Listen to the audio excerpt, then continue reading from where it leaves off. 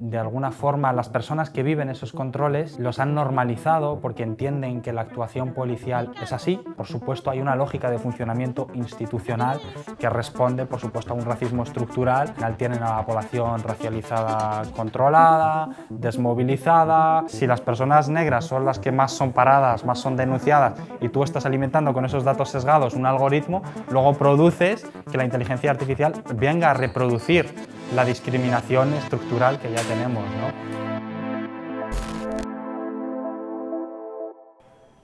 Yo vengo a hablar de lo que son las identificaciones por perfil racial. Básicamente es que la policía, en el marco que legitima la actuación de identificación, de control y de registro de las personas, tanto en la vía pública como en los transportes, por ejemplo, ¿no? En ese marco de actuación policial de las identificaciones que se legitima en base a el hecho de encontrar a una persona que está cometiendo un acto ilegal o que va a cometerlo a través de que la gente tiene una sospecha razonada de que esa persona lo va a hacer. Ese sería como el marco que legitima la identificación policial.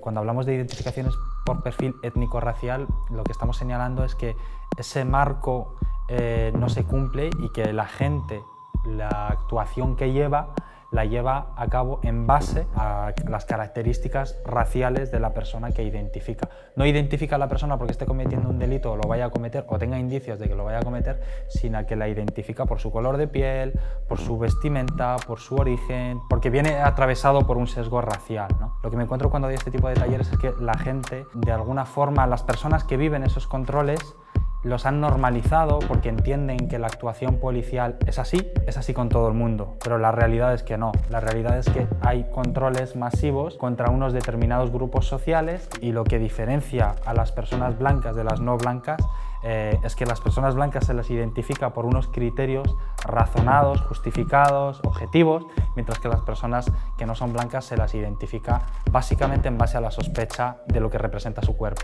Es algo generalizado, pero a su vez es algo que es negado por las instituciones, que es negado por el propio Estado, que es negado por la propia policía y los diferentes cuerpos y fuerzas del Estado que niegan que ellos desarrollen este tipo de prácticas. El problema es que esas negaciones están sustentadas en que el Estado no hace una recogida de datos, al final son funcionarios públicos y nosotros no podemos saber cómo trabaja la policía. Y en base a esa negación de que se recojan datos de a quién se está parando más y por qué, y el resultado de esas identificaciones que nos permitiría ver que aunque son más parados, el resultado es negativo porque simplemente se las ha parado por su perfil racial. No podemos poner eso sobre la mesa y debatir con cifras porque no hay una voluntad de recoger datos, porque obviamente pondrían en evidencia lo que otros datos que no recoge el Estado, pero sí las organizaciones independientes, los organismos internacionales, que señalan como las personas gitanas, las personas negras, las personas moras, las personas latinas son identificadas 6, 7, 8, 9, 10 veces más que una persona blanca.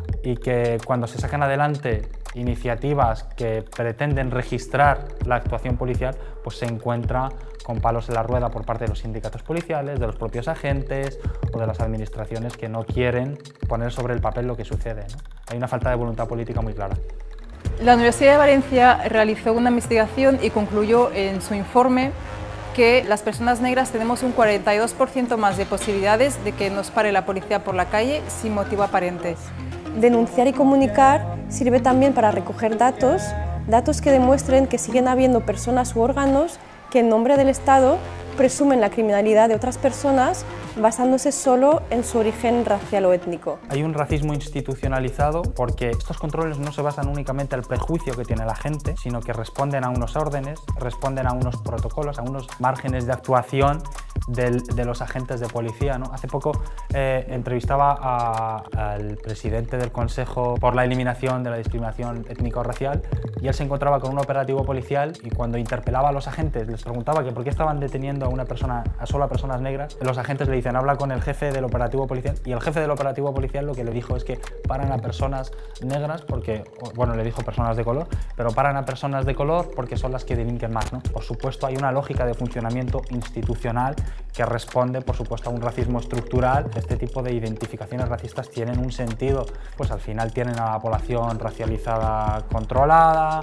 desmovilizada, constantemente acosada, las personas en situación administrativa irregular acaban viviendo en unos sitios muy concentrados, haciendo unos trabajos muy concretos, porque no tienen libertad de movimiento, una de las patas más de este racismo institucionalizado. Sí. Al final ya no es solo la vulnerabilidad que tienes frente a la gente, que es la máxima representación del orden, que además es el quien tiene la capacidad de ejercer la violencia legítima. Cuando tú acudes a denunciar, como hay dos casos muy concretos en España, uno es el de Rosalind Williams, que fue identificada aquí en la estación de Renfe de Zaragoza. Cuando a ella la para, la gente en 1992 le dice que la para por negra y punto. Y mi marido preguntó, ¿será por el color de la piel?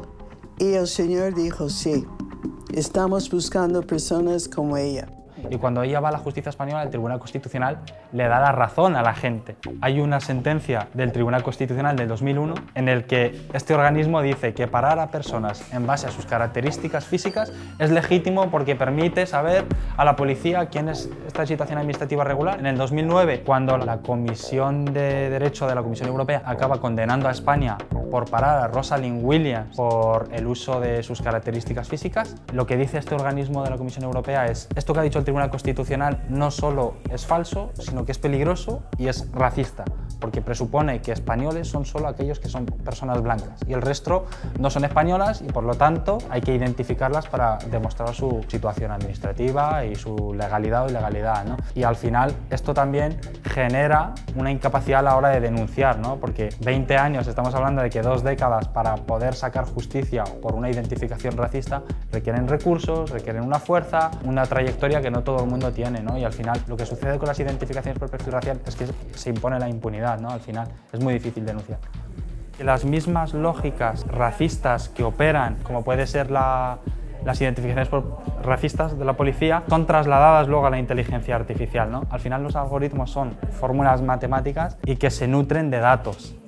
Y esos datos son los datos que se le meten, pues por ejemplo, las investigaciones estas que ponen en evidencia cómo hay algoritmos que son los que determinan la libertad condicional de una persona, que son alimentados con datos de personas detenidas, de personas que han sido denunciadas. Claro, si las personas negras son las que más son paradas, más son denunciadas, y tú estás alimentando con esos datos sesgados un algoritmo, luego produces que la inteligencia artificial venga a reproducir la discriminación estructural que ya tenemos, ¿no? Este tipo de desigualdad a la hora de proteger los derechos de las personas migrantes, la persona racializada, pues se traduce a un plano de la inteligencia artificial, ¿no? Hace poco salía un comunicado denunciando que el gobierno quiere implementar una frontera inteligente, ¿no? La han llamado frontera inteligente, que lo que viene a ser es aplicar la digitalización a las fronteras para que en fronteras se recojan datos biométricos, que son datos de los que las personas no se pueden deshacer. Su voz, una fotografía de su ojo, sus huellas. Se ha demostrado además que esos mecanismos son ineficientes, que están sesgados y que tienen muchos fallos cuando trabajan con personas que no son blancas porque están entrenadas sobre personas blancas, están diseñadas por personas blancas, que tienen un sesgo claramente racial y que además vulneran derechos fundamentales de las personas, la privacidad, además refuerzan políticas racistas como es, por ejemplo, el reglamento de Dublín. Y al final, pues estamos viendo cómo se aplica la inteligencia artificial, en vez de para mejorar vidas, para incrementar el control racial, ¿no? Otra de las cuestiones de estas fronteras es el reconocimiento facial. Hay algunas estaciones de autobuses, por ejemplo, en España, que utilizan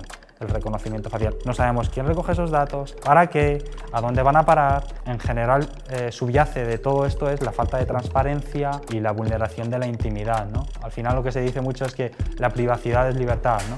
Porque constantemente estamos viendo que hemos perdido la total privacidad. Y claro, esos derechos que sí que se protegen a la población europea en esta materia son menos protectores respecto de las poblaciones migrantes y racializadas, ¿no? Y además operan con esas lógicas discriminatorias.